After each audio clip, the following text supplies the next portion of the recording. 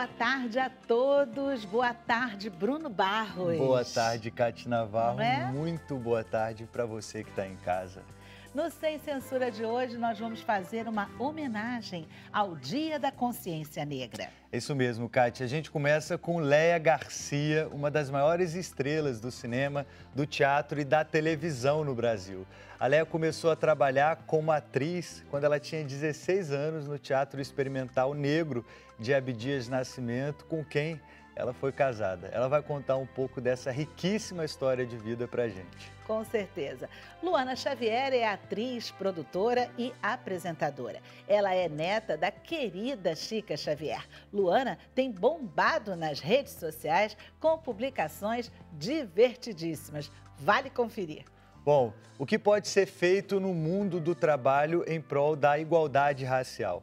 O sociólogo Juca Ribeiro fala sobre o seu livro Responsabilidade Social e Ação Afirmativa. O que as empresas poderão fazer?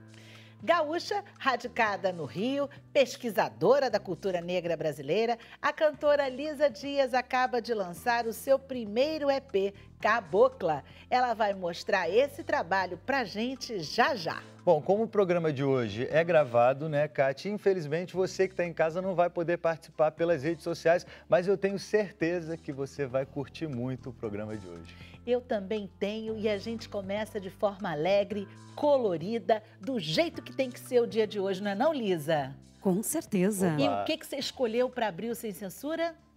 Semeando o amanhã. Ótimo, vamos ouvir então. Bora. Bora lá.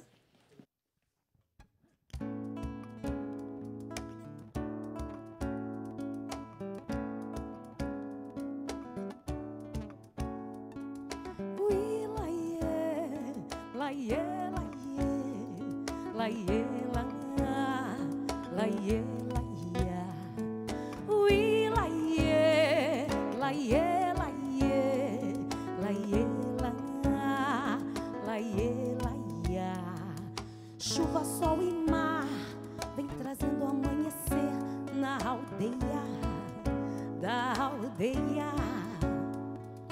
Tudo que eu vi lá no alto da montanha, da serra, Mantiqueira, e o vento que traz a saudade de um tempo que os rios eram cheios de vida e as flores falavam de amores, conscientizando os corações. Parem de agredir a terra-mãe, vamos preservar as gerações. Presente semeado, colhendo o futuro do amanhã. Parem de agredir a terra-mãe, vamos preservar as gerações. Presente semeado, colhendo o futuro do amanhã. Ui, laiê, laiê, laiê, laiê, laiê, laiê, laiê. Ui, laiê, laiê, laiê, laiê, laiê, laiê, laiê. Ui, laiê.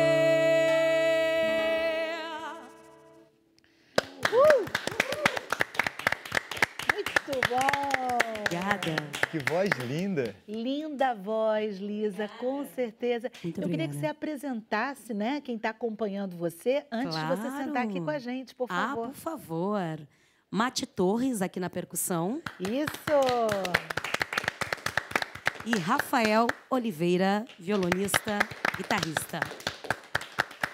Meninos, vocês voltam no final com a gente, tá bom, do programa, porque a gente vai ter mais música com a Lisa, porque agora a Lisa vai semear amor aqui com a gente. Pode ser, Lisa? Já, vou sentar. Lisa, desde quando que você tá ligada à música, Lisa? Olha, eu venho do Rio Grande do Sul, desde criança já trabalhava com teatro também. E com a dança afro, fiz balé, fiz jazz e trabalhei com a dança afro profissionalmente desde os 16 anos. Já tirei carteira de músico aos 16. E você tem uma tradição em família com a música ou você, na verdade, foi uma menina que se apaixonou? Não, eu tenho uma tradição que a minha avó, que é uruguaia, que casou-se com um brasileiro que passou a fronteira e casou, e ela era cantora. Minha avó uruguaia era cantora. Só que naquela época não podia, né, cantar, tinha um preconceito muito grande. Mas os meus tios, meu pai também sempre fala isso. Nossa, você tem o mesmo timbre da mamãe e também eu sou muito parecida com ela. E aí você começou a sua carreira no sul do Brasil. Comecei lá no sul do Brasil, trabalhei também com crianças quilombolas, com essa pesquisa que eu já faço há muitos anos. Aí eu trabalhei no Quilombo do Paredão e formei, acho que o primeiro, né, até então, coral de crianças negras quilombolas, no Quilombo do Paredão. Num dia como hoje, da consciência negra, quer dizer, como é que você lembra desse projeto, enfim, disso que você formou com as crianças? Eu imagino que seja uma grande emoção. Muita, muita, muita emoção. Porque, realmente, essas crianças eram, ainda, né, até então, tem uma questão de dificuldade também até de descer daquele local e em teatros e em cinemas, né, que tem essa questão ainda de dificuldade. E a gente conseguiu levar essas crianças pela primeira vez no cinema. Elas também nunca tinham ido no cinema. E elas apresentaram as canções que a gente fazia em sala de aula no teatro também. Foi muito lindo. Foi um projeto muito bacana. Lisa, você é do Sul, né? Sou. A questão da desigualdade racial e social também, mas racial, que é o tema do programa de hoje, lá no Sul é diferente do Sudeste, do Nordeste, de outras regiões do país? Acredito que sim. Eu, por exemplo, já estou no Rio há 13 anos, né? E quando eu vim para cá, eram apenas 25% de negros que se declaravam, né, como negros. E hoje a gente já tem 30%. Está aumentando. E a gente vê, inclusive, essa recente pesquisa do IBGE com mais negros nas universidades também. Não é isso, Lisa? Com certeza. Maioria. Muito, muito. A minha irmã, por exemplo, se formou em advocacia, o meu irmão administração de empresas, a minha cunhada também, todos negros, né? Então, a gente já está na família com bastante gente formada também, né? Eu acho que isso é muito importante para nós lá no Rio Grande do Sul. E o que tem nesse trabalho, nesse EP Cabocla, não é? Para você contar para a gente. Ai, tem tanta coisa linda. É uma história, assim, de muita luta. Eu trago nesse projeto Ijexá, eu trago ritmos brasileiros. O que é Ijexá? Eu não sei. Boa, Bruna. Ijexá, exatamente. pois é. É um ritmo africano também, mas ele é mais voltado aqui no Brasil com os nossos orixás do candomblé, né? Então, o Ijexá já vem com essa nomenclatura da nossa música africana, porém brasileira. E o Ijexá, ele se liga muito ao orixá Oxum, que é a rainha das águas doces, porque é um orixá que traz uma leveza, né? Então, o ritmo do Ijexá é um ritmo mais leve, mais compassado. Isso, É isso exatamente. que a gente viu aqui no início do programa. Aqui eu fiz uma mistura com um pouco de MPB e depois passamos por Ijexá. Exatamente. E todos esses ritmos passam também por um trabalho seu de pesquisa? Todos passam por um trabalho de pesquisa. Eu sou pesquisadora de ritmos há muitos anos. E aqui no Rio eu tive a oportunidade de trabalhar com alguns músicos maravilhosos, né? E conheci Luísa Marmelo, que agora partiu, que é do Jongo da Serrinha. E eu trabalhei também com Dilmar, que também é do Jongo da Serrinha. E eu venho fazendo essa pesquisa. Hoje eu trabalho na casa da tia Ciata, já dou aula há 3 anos de jongo, de cultura popular. Legal. E o valor dos ancestrais? Porque eu sei que na cultura, não é na cultura negra, isso tem um valor assim primordial. O respeito que se tem por quem veio antes, não é isso? Total, total. Inclusive, a gente que trabalha com jongo, a gente tem essa cultura muito forte de, primeiramente, falar dos nossos ancestrais, dos nossos mais velhos, falar da onde a gente veio, né? Então, eu já trago isso na minha cultura, né? E aí, nesse show do Caboclas, do Cabocla, a gente tem essa questão também de uma abertura, de uma festividade e de uma saudação também para finalizar. E a gente fica encantada, eu tenho que falar isso para vocês, gente, porque eu fiquei muito encantada quando eu cheguei aqui e vi as cores da roupa, não é não? Que a Elisa está usando, coloridas, não é? Usando, enfim, cores alegres. É mangueira, você é mangueirense?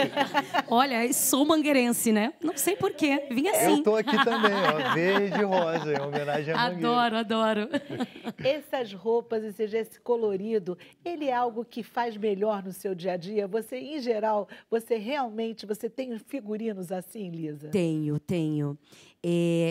Eu fiz uma pequena grife que se chama Caboclinhas e eu trabalho com panos de chita. E esse pano de chita eu acho que remete aos nossos ancestrais totalmente, né? Porque hoje a gente tem a oportunidade de ter a chita com várias tonalidades, com vários coloridos, com, né, vários desenhos, né? E aí, então, eu tinha meus alunos, né, na casa da Tia Ciata, em outros lugares que eu dou também oficinas. E teve um aluno meu que disse assim, professora, por que você não faz uma camisa para homem? E aí eu fiz uma camisa de chita e deu certo. E aí eu comecei a fazer várias roupas. Hoje eu faço inúmeras coisas em chita. Lisa, e quando é que as pessoas vão ter, por exemplo, a possibilidade de ouvir o seu EP? Gente, olha só, eu já tenho o EP. Já estava aqui comigo, né? Lindíssimo, Cabocla, e mais uma vez ressaltando, não é? O seu figurino e o colorido das suas roupas. Quando é que as pessoas podem ouvir? Então, já está à disposição na nossa página, Lisa Dias Oficial, certo? E no nosso Instagram também, porque a gente ainda não tem ele nas editoras, porque esse CD é um CD autoral. E ele a gente fez pelo Afro-Reg, né? A gente gravou lá no Afro-Reg. Então, ainda nós não temos nenhuma gravadora. Mas no streaming, tá? Nos aplicativos de streaming? Tudo. Tá. Instagram, tá em todas as plataformas também. As melhores Deezer, plataformas do ramo. Todas as plataformas digitais. Todas. Ótimo. Maravilha. Então, basta a gente acessar para a gente ouvir, não é isso? Exatamente. Nas plataformas estão lá. Eu vou colocar aqui do meu ladinho para ele permanecer com a gente no programa. Tá bom, Lisa? Ótimo, muito E obrigada. vamos continuar semeando amor aqui, tá certo? Sempre, Semeando sempre. amanhã, não é isso? Exatamente. E eu convido a todos vocês que estão em casa para continuarem com a gente. Sem Censura, volta já.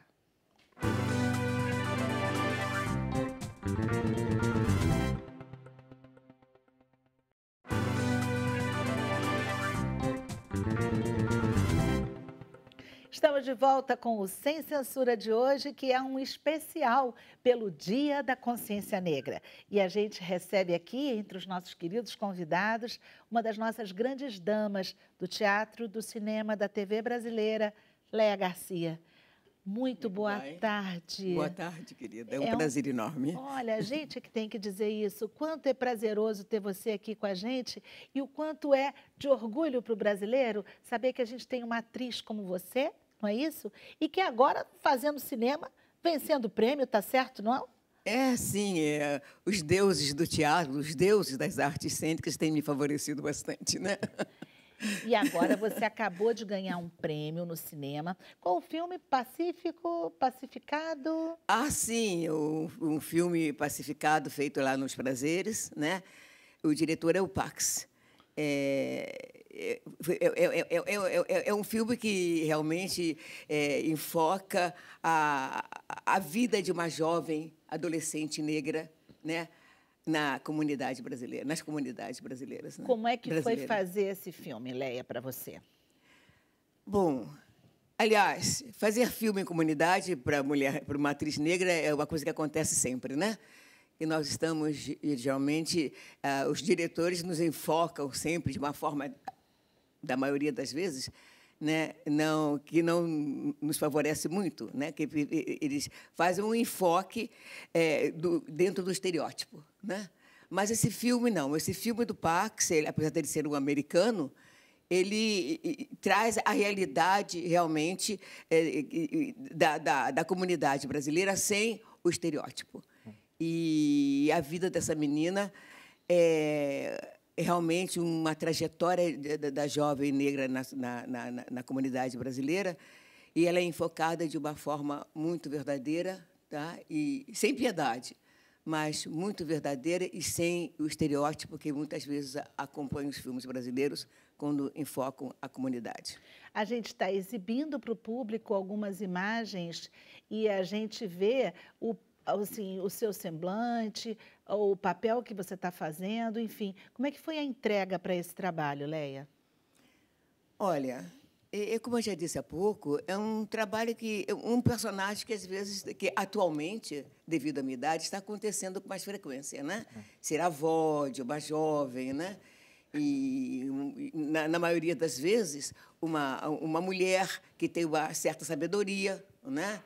E que está ali presente, vivenciando e passando a sua experiência, né, o seu conhecimento para os mais novos, né? Geralmente os mais velhos, né, dentro da cultura africana, passam o conhecimento para os mais jovens, né? E isso tem acontecido frequentemente. Léa, você falou de ser avó em cena, a gente está aqui do lado de uma neta, né? Sim, a Luana, neta da minha grande amiga Chica Xavier e do Clementino Jesus, ela foi minha neta em Sol Nascente, né? Isso. E fizemos há pouco também um trabalho com a Suzana Pires, né? E num dos episódios, num dos curtas, a Luana estava. Eu fiquei surpresa que eu não sabia que a Luana estava num dos curtas, né? Estrelamos uma campanha publicitária de uma grande marca de calçados. Da Arezzo, né? O que para o nosso povo também é uma grande conquista, porque é muito difícil a gente encontrar pessoas negras estrelando grandes campanhas. Muitas marcas acham que a gente não consome.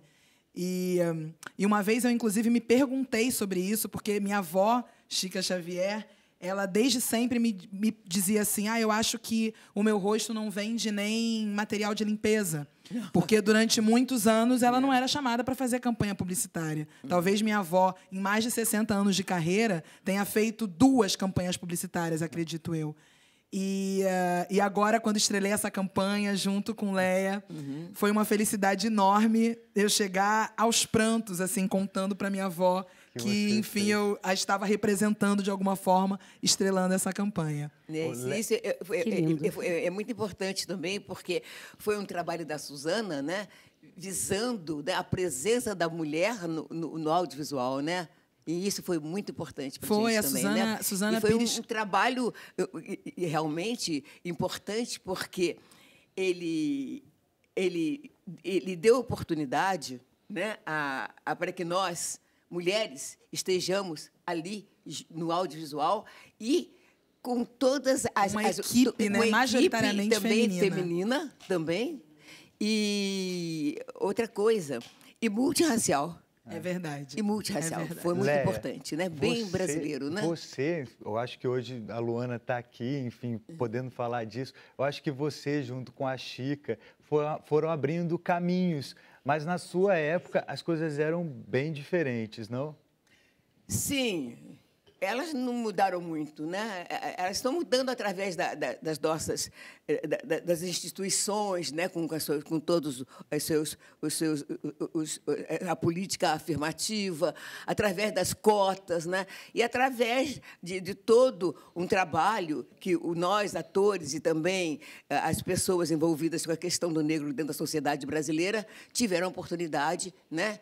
E a firmeza de trazer, né? O Pitanga tem uma frase que ele fala que um negro de sucesso consegue libertar mais 1000 negros. É lógico, porque você tem uma certa projeção, né? E o seu trabalho favorece isso, né? Favorece essa ânsia, essa possibilidade com que o negro comum, digamos assim, que não tenha uma certa projeção, né? Tenha necessidade e almeje, né, chegar a um determinado estágio dentro da sociedade. Eu acredito que seja isso, né? Como é que você, Leia Garcia, você chegou, ou seja, você quis ser atriz desde menininha? Não quis, não. Eu queria ser escritora. Eu estava fazendo clássico, na minha época tinha secretariado, clássico, científico, quando eu conheci o Abdias. Aliás, quem foi indiretamente a pessoa responsável por esse conhecimento foi a Ruth de Souza. Porque eu estava na aula de inglês, junto com uma amiga, lá no Leblon, quando a Ruth de Souza entrou. Ela era amiga dessa minha professora de inglês, dessa americana. E eu não sabia. A Ruth era a pessoa que eu amava ver nos cinemas, nas telas cariocas, nas telas brasileiras, e era uma presença contínua nas revistas do Rio, naquela ocasião, né, do Brasil. E, ao ver a Ruth entrar, eu fiquei muito surpresa. Porque, digo, meu Deus, a minha professora conhece essa mulher maravilhosa que eu fico vendo sempre. Eu era uma jovenzinha, podia ter uns 15 anos, 16, né? E a Ruth também era bem jovem. E aquilo eu fiquei muito contente, eu fiquei emocionada. Eu e minha amiga, nós duas nós nos olhamos assim, olha a Ruth de Souza, encantadas. Caramba, ela é de verdade. Ela é de verdade, ela existe, né? E então, passou um tempo, eu fui levar minha avó paterna ao cinema, quando eu encontro com um senhor, um homem, ali na praia de Botafogo, perguntando se eu gostaria de fazer teatro. Eu levei um susto, era estudante, aquilo para mim foi um palavrão de teatro naquela ocasião, né? Todo mundo com medo, receio, né? Os preconceitos, né? Estabelecidos na época. Então, eu tentei me afastar, mas ele aí jogou e acertou. Ele disse, você não é uma menina que estava na casa de uma professora de inglês, que estava Ruth de Souza? Eu disse, sim. Ele acertou. Ela deve ter descrito, né? Tanto a Dulce quanto eu. Deve ter feito uma descrição da gente, descrição.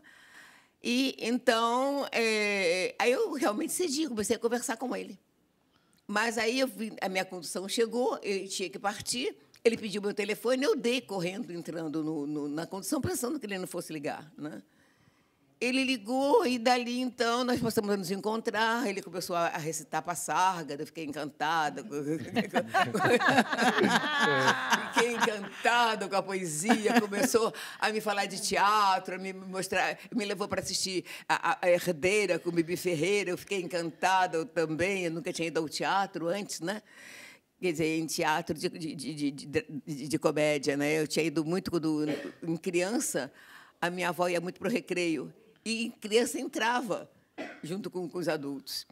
Eu ficava lá no teatro com a minha avó, tinha aqueles esquetes todos políticos, né? Mas eu era criança, 7, 8 anos, eu dormia. Eu só gostava do grande finale, quando via as atrizes desciam todas, aquelas escadarias com plumas, então eu ficava encantada. Mas aí, depois, então, eu fui viver com a Abdias do Nascimento, e ele tentou me convencer, realmente, que eu deveria ser atriz. Eu dizia para ele que eu não queria. Ele, então, me colocava à frente de um espelho e dizia, olha a tua máscara que você tem uma máscara de atriz, você tem uma possibilidade muito grande de ser atriz. Por que você acha que você resistia tanto a ser atriz? Porque eu queria ser escritora, eu queria escrever. Mas aí acontece que eu pisei as tábuas e acabou, né? Entrei para o palco, pisei os palcos, pisei as tábuas e, realmente, eu me apaixonei pelo teatro, pela arte cênica, pela arte de representar. E agradeço bastante ao Abdias por tudo isso, né? E agradeço ao Abdias de ter me posto, aos 16 anos, grávida do meu primeiro filho, diante da biblioteca dele, lendo toda a tragédia grega. A gente tem imagens, Bora viu? ver. De alguns momentos da sua carreira. Vamos ver junto com ela Sim. aqui? Olha que emoção.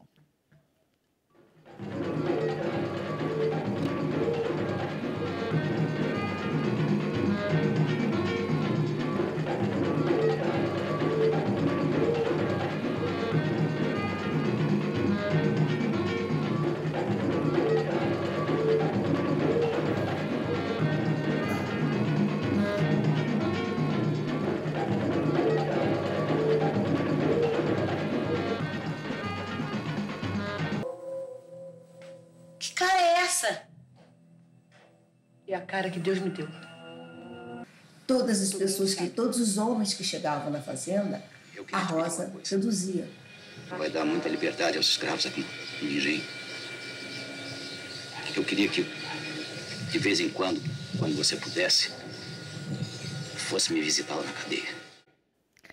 Olha aí, Escrava Isaura. Escrava Isaura é o meu cartão de visitas, aliás, né? Até hoje, Léa Até hoje. Garcia. As pessoas, quando se referem a algum trabalho meu, primeiramente vem sempre Escrava Isaura, vem o trabalho da Rosa, né? E foi no mundo inteiro o sucesso de Escrava Isaura. Foi uma das novelas, né, que tiveram uma maior audiência, né? E tanto no Brasil quanto no exterior, ela foi muito bem apresentada, né? Mas, então, nós estamos agora num momento, né? Eu agradeço bastante a Abdias, que Abdias, para mim, é o ícone dentro da questão do negro, né? Com relação à questão do negro dentro da sociedade brasileira. E agradeço a ele por ter me incentivado a realmente gostar desta profissão. E nós estamos num momento muito importante, que é o momento da inclusão da mulher negra no audiovisual. E eu tenho tido uma sorte muito grande, porque eu acabei de fazer um filme com a Viviane Ferreira, que é uma jovem cineasta baiana, né? Eu fiz um curta com ela, que foi O Dia de Jerusa, que ela transformou num longa, há pouco tempo em São Paulo, né? Que estreou agora no Encontro de Cinema Negro, Osmo Bubu, Brasil, África, Caribe e algumas diásporas. Então, essa importância desse trabalho é a inclusão da mulher negra dentro do audiovisual. Não como sujeito e realizador, né? Como sujeito e realizador. Porque, Léa, você, a Luana tem 32 anos. Sim. O que você acha dessa geração? É um milênio, né? O que você acha dessa geração nova que está chegando aí, pegando um mundo diferente, querendo fazer diferente? Essa geração está vindo com muita força, né? E, inclusive, é uma geração de atrizes, de empreendedoras, de realizadoras, que é o mais importante para todos nós, né? E eu só posso parabenizar, né? Estar firme. Eu tenho tido muita sorte de trabalhar em produções de jovens diretores, né? Tanto negros como não negros, né? E essa troca está sendo muito importante, porque nós trocamos. É uma troca que vem realmente somar, né? Que é uma soma de trabalhos. Luana Xavier, aproveitando até o que a Léa Garcia está dizendo, esse mesmo sentimento que ela vem de troca, para vocês jovens, como é que é trabalhar com quem já tem todo um trabalho feito? Eu, para ser bem sincera, quando fizemos juntas Sol Nascente, que era uma novela escrita pela Suzana Pires, inclusive, eu me tremi inteira quando eu soube que Dona Léa seria minha avó. De verdade, foi emocionante pela carreira dela, pela história dela, e principalmente por saber que ela é amiga dos meus avós há tantos anos, que fez par com meu avô, Clementino Quelé, diversas vezes. Foi ao casamento dos dois, foi ao casamento da sua mãe. Viu minha mãe nascer. Justamente. É muita ligação, assim, de verdade. E isso, quando você disse antes sobre a nossa reverência à ancestralidade, é a reverência a pessoas como Léa também. A gente fala dentro da cultura africana que existem os griots, que são essas pessoas mais velhas que contam as nossas histórias. Então, sentar e escutar a Léa, eu acho que todo mundo tinha que passar por isso pelo menos uma vez na vida. É verdade. É um privilégio. Eu acho que nós é um prazer, estamos né? todos aqui realmente com essa intenção, né? De contar um pouco da história de cada um, né? Falar um pouco da nossa vivência, né? Enquanto cidadão brasileiro, né? Enquanto artistas, né? Enquanto pensadores. Né? E isso que a Léa estava falando de termos hoje mulheres negras em várias funções, né, dentro do audiovisual. E eu digo da importância da gente escrever as nossas histórias. Lógico. Porque durante muito tempo a gente representou a nossa história contada por outras pessoas, escrita por outras pessoas. Esse projeto que a gente participou do Instituto Dona de Si, da Suzana Pires, que é um instituto que tem o objetivo de acelerar a carreira de mulheres dentro do audiovisual. Eu, embora tenha apenas 32 anos, mas comecei minha carreira de atriz aos 10 anos, foi a primeira vez que eu representei um personagem escrito por uma mulher negra, que é a Mirtz. Foi feito um concurso entre mulheres que escrevem, né, pelo Brasil inteiro. Então, foram escolhidas 5 mulheres, uma de cada região do Brasil. E eu representei um personagem escrito por uma mulher da região sudeste, ela é de São Paulo, e uma mulher negra. Então, representar uma personagem negra escrita por uma mulher negra tem uma importância muito grande. É totalmente diferente o texto. É diferente. É diferente. É porque tem a vivência, tem o olhar. Então, um povo só pode entender a sua história quando é contada por ele. Não é? Isso acontece no cinema inglês com Shakespeare ou com todos os outros autores que existiram. No cinema africano, agora que está tendo cada filme maravilhoso, né? E aqui no Brasil também havia essa necessidade. Nós tínhamos essa necessidade, temos essa necessidade de que os autores sejam autores negros para contar a nossa história. E diretores negros, e montadores negros, né? E isso que é importante, que nós possamos conquistar todos os espaços para que a nossa história seja verdadeira, né? Luana, hoje, ouvindo isso tudo que a gente está ouvindo até a Leia falar, como é que está o mercado, por exemplo, para o jovem negro brasileiro trabalhar? A nossa disputa continua sendo grande. Eu acho que uma grande questão que a gente tem aqui no Brasil é porque, durante muito tempo, a pessoa branca, a pessoa de pele branca, ela poderia representar qualquer personagem. Então, a gente, durante muito tempo, teve branco fazendo índio, branco fazendo negro, branco pode fazer todos os personagens. Numa das primeiras... Quer dizer, a primeira novela que a gente teve, A Cabana do Pai Tomás, que você tinha um homem branco vestido de preto, pintado de preto e com rolha dentro do nariz para fazer um nariz, um traço mais negroide. Então, isso é uma grande questão. Eu acho Apesar que a gente... ele ter sido um grande ator, né? Mas acontecia isso, né? Exatamente. Então, eu acho que a nossa luta, como eu disse, Leia, ela continua ainda muito grande, mas eu acho que hoje em dia a gente, de fato, consegue ter um pouquinho mais de espaço. Mas a grande questão eu falo, né, como atriz, a grande questão para a atriz negra é porque, se não estiver escrito lá no script que a personagem é negra, a gente não é chamada para fazer o teste. A gente não é chamada para aquele papel. E, no entanto, se você coloca lá personagem, médica, 32 anos. Vamos chamar uma porção de mulheres não negras para fazer esse teste e não vão me chamar, porque se não estiver escrito que é uma médica negra de 32 anos, eu com certeza não vou ser chamada. Então, é uma batalha, é uma luta diária, mas que eu acho que a gente está caminhando, para frente. Você acha que a internet, você tem muita força na internet, super bem-humorada, quem não conhece o Instagram dela, segue lá.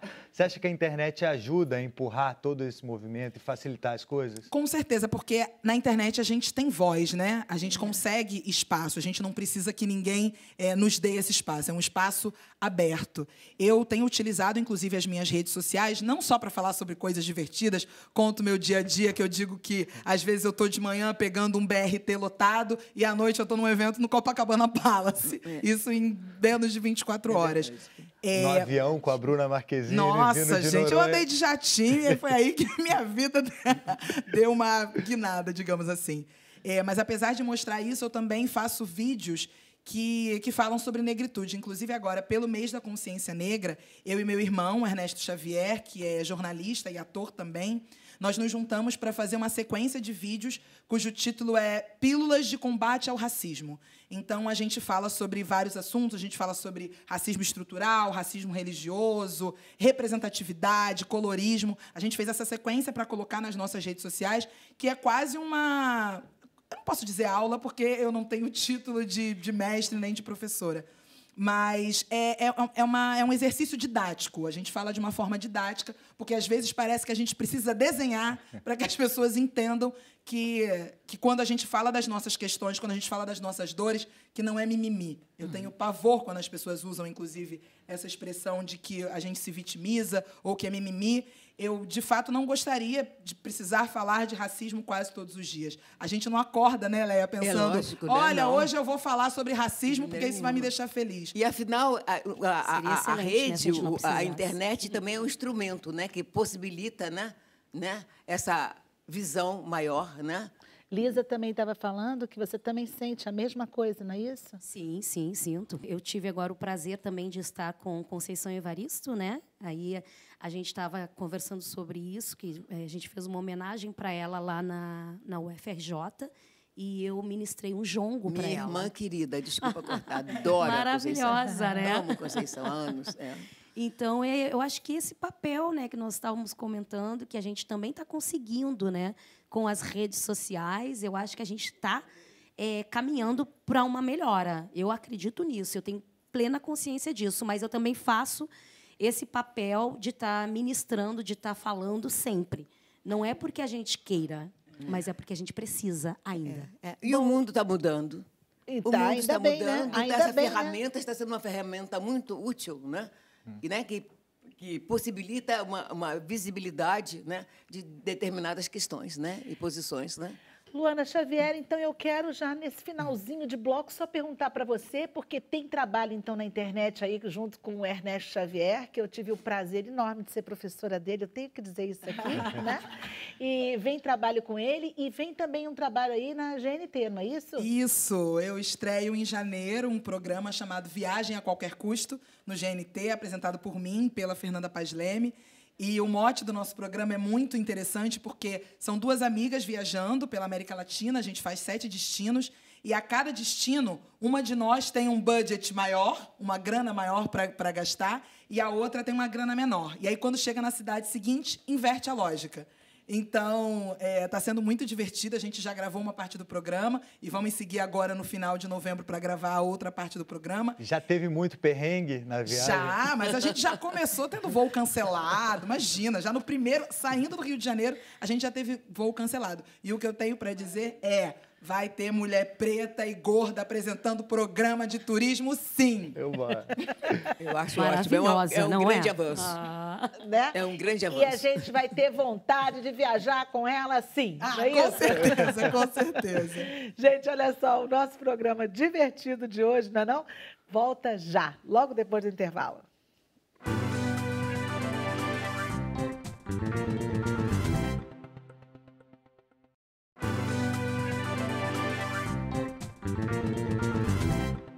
Estamos de volta com o Sem Censura especial pelo Dia da Consciência Negra. A gente já ouviu, né, todas as mulheres que estavam aqui presentes no programa falando. Agora a gente vai encerrar ouvindo finalmente o Juca Ribeiro, nosso sociólogo, sobre o que você entendeu e como é que você vê hoje o panorama do negro no Brasil, em relação ao mercado de trabalho, em relação às artes, como já foi falado aqui. Então, eu acho que na sociedade brasileira, na sociedade contemporânea, nós temos imensos desafios ainda.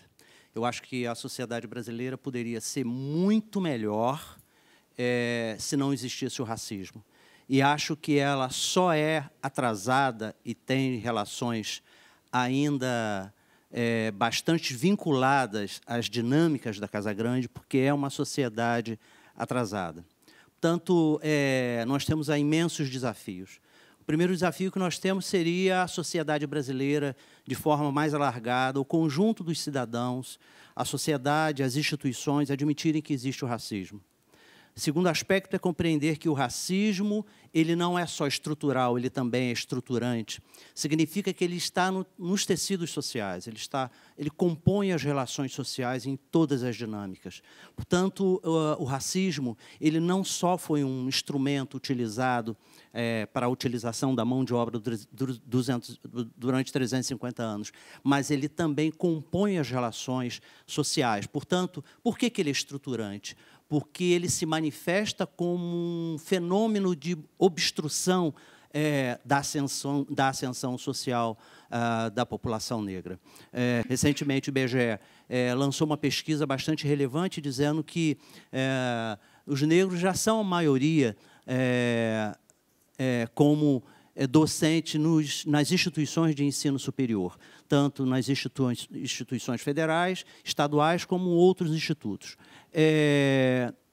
Vale lembrar e questionar, afinal de contas, que modalidade de cursos são esses. É importante saber que é necessário a população negra ter acesso também a cursos de prestígio, poder. Não apenas cursos que são determinados pelas circunstâncias do cotidiano. Em outras palavras, a população negra tem que ser estimulada a ter ascensão. Eu quero chegar aos cursos que me dê status, poder e reconhecimento.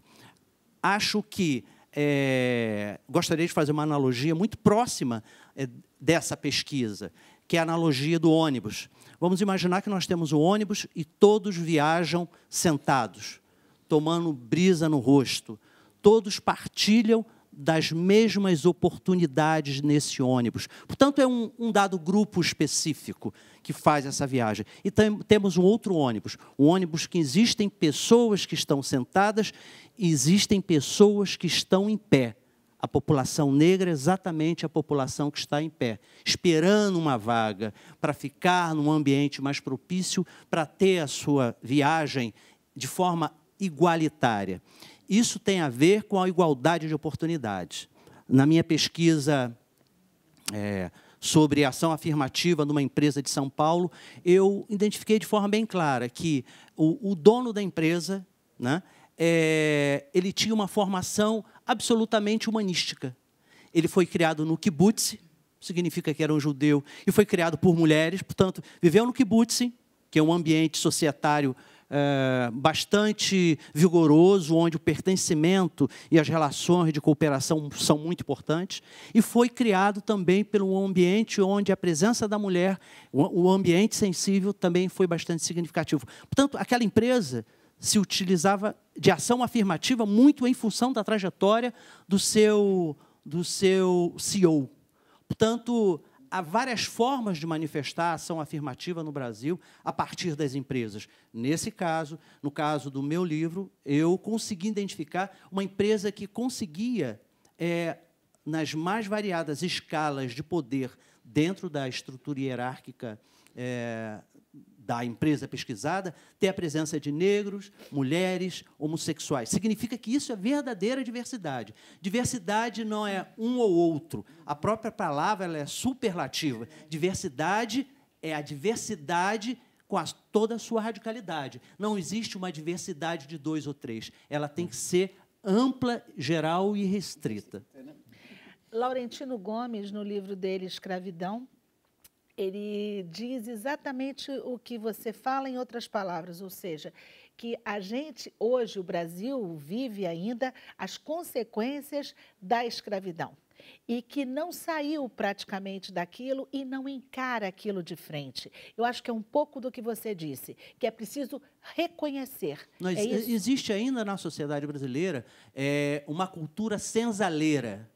Significa que as pessoas veem o negro na sociedade com o aspecto de subordinação. Em outras palavras, todo negro visto é um subordinado. As pessoas incorporaram em suas mentalidades que é difícil admitir que exista um negro médico, uma negra atriz, um negro advogado, e se surpreendem quando esse indivíduo negro ou negra se manifesta em ser um profissional liberal ou um empresário que tem condições de competir na sociedade exclusiva, quer dizer, a sociedade que não inclui o conjunto das pessoas. E tem as críticas também, né, Juca? Você falando isso, me lembra agora do caso da Maju Coutinho no jornal Hoje, que assim, a quantidade de crítica que ela está recebendo, assim, um trabalho eu acho brilhante. Que é um pouco essa cultura senzaleira que existe ainda nas mentalidades. Não admitem que existe uma profissional competente, gabaritada, que se preparou e provavelmente teve que se preparar triplamente mais do que qualquer indivíduo para demonstrar competência. Na realidade, na sociedade brasileira, o negro tem que fazer extremo esforço para demonstrar competência. Nós temos imensos desafios. Primeiro, o primeiro desafio é garantir igualdade de oportunidade e tratamento. A sociedade, o conjunto da sociedade, brancos têm que ser colaboradores do processo de combate ao racismo. A sociedade, em geral, tem que ser colaboradora do combate ao racismo. Por quê? Porque quando o racismo é solapado, quando ele é eliminado, você tem uma melhor sociedade. Todos são mais felizes. Ora, não é verdade que os negros tenham menor índice de escolaridade, mas na universidade há uma diferenciação. Essa diferenciação só aconteceu porque nós admitimos a possibilidade das ações afirmativas através das cotas. Ora, quase uma década e meia, nós transformamos os jovens negros em maioria nas universidades. Vamos imaginar que nós pudéssemos implantar a ação afirmativa no conjunto de outras instituições. Como o Brasil ia avançar, como o Brasil ia se modernizar, como vários talentos iam se libertar e a sociedade seria melhor. Isso tudo que você está falando, me veio à mente o seguinte: a gente tem hoje aqui uma conversa que provavelmente muita gente que está em casa está pensando, puxa, ele está falando alguma coisa que realmente eu nunca parei para pensar, no que eu posso colaborar? E aí agora vai para você essa pergunta: que pequenas atitudes são essas que você fala de colaborativas? O combate ao racismo não é só de responsabilidade do negro e da negra. É uma responsabilidade de cada indivíduo. Do indivíduo que é meu vizinho, do indivíduo que é meu amigo e de toda a sociedade. Após isso, é importante que as pessoas admitam que existe o racismo e que ele tem uma natureza estrutural, estruturante, e que as oportunidades devem ser diferenciadas por conta da história. É muito comum as pessoas associarem o fenômeno racista ou preconceituoso como um ato que acontece de forma isolada. Na realidade, o racismo ele faz parte das relações sociais, estão nas teias sociais. Gente, eu agradeço demais a vocês por cada palavra dita nesse programa de hoje, pela força com que você falou, Juca, pela raça que você deu. Eu falo como sou. Sou significa alma. E eu só descobri que era negro com 7 anos de idade, dentro da minha casa. E eu não sabia que era negro. Eu tinha 7 anos de idade e eu não sabia que era negro. A criança não sabe o que ela é, de fato. Quando alguém da minha família falou, seu negro. E aí, de lá para cá, claro, Abdias do Nascimento e tantos outros. Por isso que eu estou aqui, por conta do despertar de um ancestral. Gente, eu acho que a gente... Não despertar de um ancestral e a gente fecha bonito esse programa, que foi de muita força, não é? São todos guerreiros, com certeza, e que a gente tenha realmente uma sociedade mais igualitária no nosso Brasil. É isso que a gente quer, e é isso que a gente quer, principalmente a partir da arte, da educação e da cultura. E é por isso que a gente vai encerrar esse programa hoje com o melhor que a gente pode oferecer da arte, não é? Que é a vibração do povo negro, a alegria, o seu canto e a sua dança. Lisa, é com você. Gente, muito obrigada a todos vocês que participaram hoje do Sem Censura. Bruno Barros, amanhã tem mais? A gente volta amanhã, o programa de hoje está encerrando, mas a gente volta amanhã às 5 da tarde. Até amanhã. Até amanhã, gente. Muito obrigada pela companhia de vocês hoje. Lisa. São os nossos ancestrais.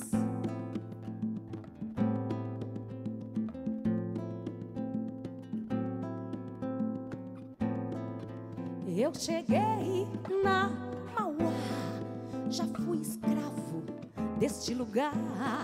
Me libertei, sou mensageiro. Meu orixá fez um xirê no candomblé. Oh, oh, oh, oh, oh, oh, oh, oh, oh. Samba tá na boca do povo, com gosto de acarajé. Batuque ecoa no porto, segunda e sexta na fé. Coloco meu branco no corpo, contemplo meu visual. Me benço com a santa do morro e desço pra Pedra do Sal. Coloco meu branco no corpo, contemplo meu visual. Me benço pra Pedra do Morro e desço pra Pedra do Sal. Eu cheguei na Mauá, já fui escravo deste lugar. Me libertei, sou um mensageiro. Meu orixá fez um xirê no candomblé. Eu cheguei na Mauá, já fui escravo deste lugar. Me libertei, sou um mensageiro. Meu orixá fez um xirê no candomblé. Oh, oh, oh, oh. Oh,